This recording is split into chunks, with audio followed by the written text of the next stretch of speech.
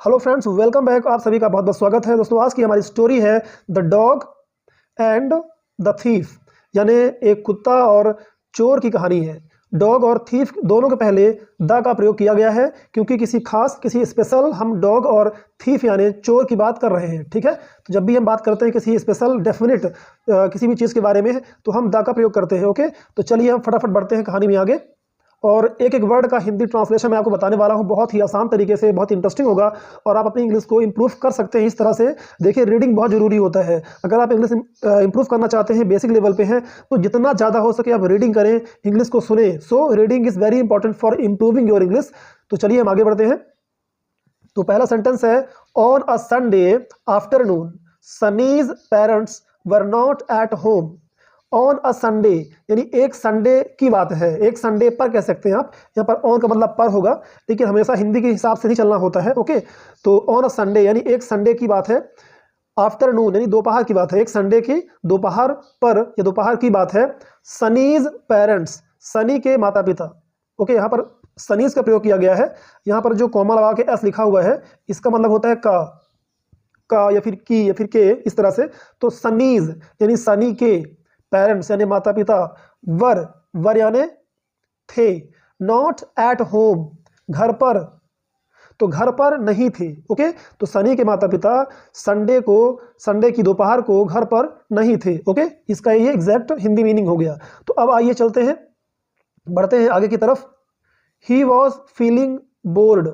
ही यानी वह, मेल के लिए करते हैं, कोई जो मेल पुरुष है ही उसके लिए यूज करते हैं। वह, वॉज यानी था। ही वॉज फीलिंग बोर्ड, तो वो कैसा फील कर रहे थे? बोर्ड फील कर रहे थे, ऊब गए थे बैठे बैठे। ठीक है ना, ये समझ लीजिए आप कि वो बहुत बोरिंग फील कर रहे थे। तो ये बहुत ही कॉमन वर्ड है, बोर होना, बोरिंग होना, सब लोग जानते हैं आई थिंक। ओके, तो फीलिंग, ही वॉज फीलिंग, वह महसूस कर रहे थे बहुत ही boring. Okay, next, so he decided to go and watch a cricket match. So यानी इसलिए ही डिसाइडेड उन्होंने निश्चय किया, उन्होंने ये तय किया, टू गो जाने के लिए, एंड और वॉच अ क्रिकेट मैच और एक क्रिकेट मैच देखने के लिए उन्होंने ये डिसाइड किया, ये तय किया कि हम जाएंगे और क्रिकेट को देखेंगे। ओके, नेक्स्ट है, ही लेफ्ट हिज डॉग। ही लेफ्ट उन्होंने छोड़ दिया।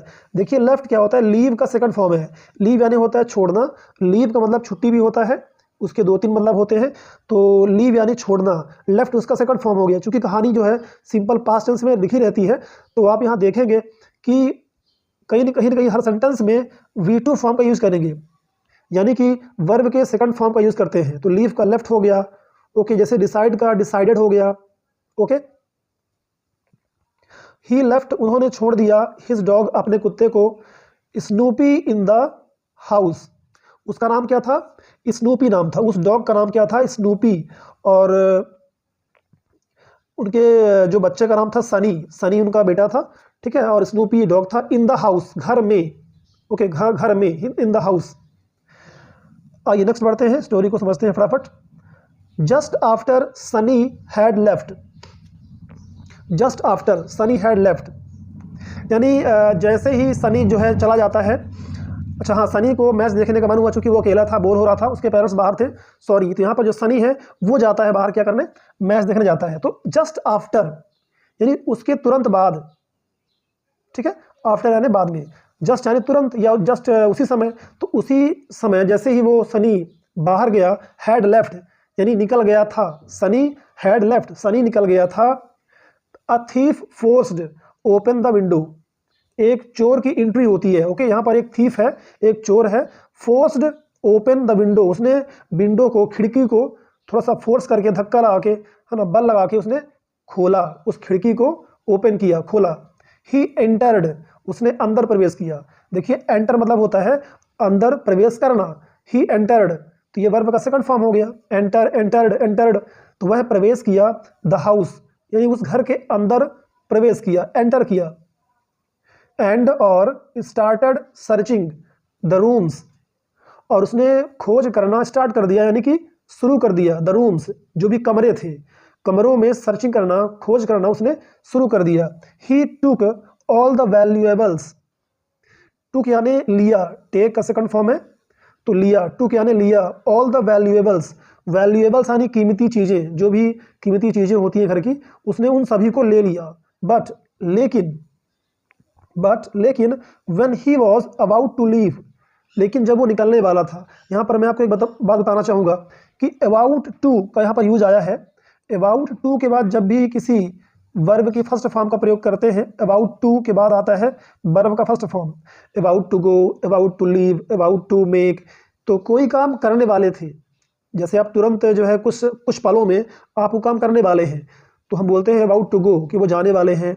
आई एम अबाउट टू मेक, मैं बनाने वाला हूँ। I am about to listen a song, मैं एक गाना सुनने वाला हूँ। तो अबाउट टू का यहाँ पर इस्तेमाल आपको सीखने को मिल गया। ओके, इसको आप नोट कर सकते हैं। तो he was about to leave, वह निकलने वाला था सारी चीज़ों को, वैल्यूएबल्स कीमती चीज़ों को लेकर। जैसे ही वो निकलने वाला था, about to leave, he saw Snoopy, he saw उसने देखा, क्या देखा, उसने स्नूपी को देखा। स्नूपी कौन था, डॉग। उसने स्नूपी को देखा standing in front of him, growling, standing मतलब खड़ा हुआ, in front of him, him यानी उसके, तो उसके सामने, इन फ्रंट ऑफ माने होता है सामने में, तो उसके सामने में उसने खड़े हुए स्नूपी को देखा, ग्राउलिंग, वो कुत्ता गुर्रा रहा था। ग्राउल मतलब होता है गुर्राना, जैसे कुत्ते आप आमतौर पे देखते हैं कि कुत्ते है ना किसी को देखकर आवाज़ निकालते हैं, उसे ग्राउलिंग कहते हैं। अब देखिए कहानी में क्या होता है। कहानी जस्ट ये भी खत्म होने वाली है, बहुत बड़ी कहानी नहीं लिया मैंने ताकि ज़्यादा बोरिंग ना लगे। कई बार क्या होता है स्टार्टिंग में जब आप बहुत बड़ी कहानियों को चूज़ करते हैं, उन्हें पूरा करना और सुनना काफ़ी बोरिंग होता है, तो स्टार्टिंग में मैं आपके लिए छोटी छोटी कहानियाँ, स्टोरीज लेके आता रहता हूँ। ओके, तो चलिए आगे बढ़ते हैं फटाफट। The dog was about to pounce, देखिए फिर से यूज आ गया अबाउट टू का। अबाउट टू के बाद क्या आता है, वर्ब का फर्स्ट फॉर्म। अबाउट टू कुछ आप करने वाले हैं या करने वाले थे, तो ये टेंस के अकॉर्डिंग बदल जाएगा। जैसे यहाँ पर वॉज है तो वॉज का मतलब था होगा, तो अबाउट टू यानी करने वाला था, was about to. The dog was about to pounce, pounce मतलब होता है झपटना, ठीक है, झपट्टा मारना। तो कुत्ता झपट्टा उस पर मारने वाला था, यानी उस पर झपटने वाला था। The dog was about to pounce on him, उस पर, ऑन हिम, उस पर, ठीक है, और मतलब पर।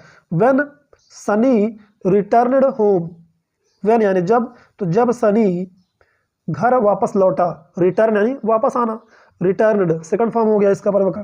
तो जब सनी घर वापस लौटा, ही आस्क्ड स्नूपी, उसने स्नूपी को बुलाया। देखिए आस्क मतलब बुलाना भी होता है और आस्क मतलब पूछना भी होता है, तो सेंटेंस के अकॉर्डिंग आपको समझना चाहिए। तो यहाँ पर है उसने क्या किया, बुलाया। ही आस्क्ड स्नूपी, स्नूपी को उसने बुलाया या बोला। टू काम डाउन, इसको पढ़ेंगे काम, CALM, इसमें L साइलेंट है। काम क्या पढ़ेंगे, काम। स्नूपी टू काम डाउन, उसे काम डाउन यानी कि शांत होने के लिए बोला। काम मतलब शांत, तो उसे शांत हो जाने के लिए उसने बोला या कहा। And handed over the thief to the police, और फिर उसने उस चोर को, उस थीफ को पुलिस को हैंड ओवर कर दिया। हैंड ओवर कर दिया मतलब कि सौंप दिया। तो हैंड ओवर का मतलब होता है सौंपना, जब आप कोई चीज़ किसी को सौंप देते हैं, दे देते हैं, हैंड ओवर कर देते हैं, राइट। तो उसने क्या कर दिया, कुत्ते को शांत किया और उस थीफ को, उस चोर को क्या कर दिया, हैंड ओवर कर दिया टू द पुलिस, पुलिस को। तो कई बार यहाँ पर जो टू आता है, टू का मतलब ही होता है को या के लिए, इस तरह से सेंस आते हैं।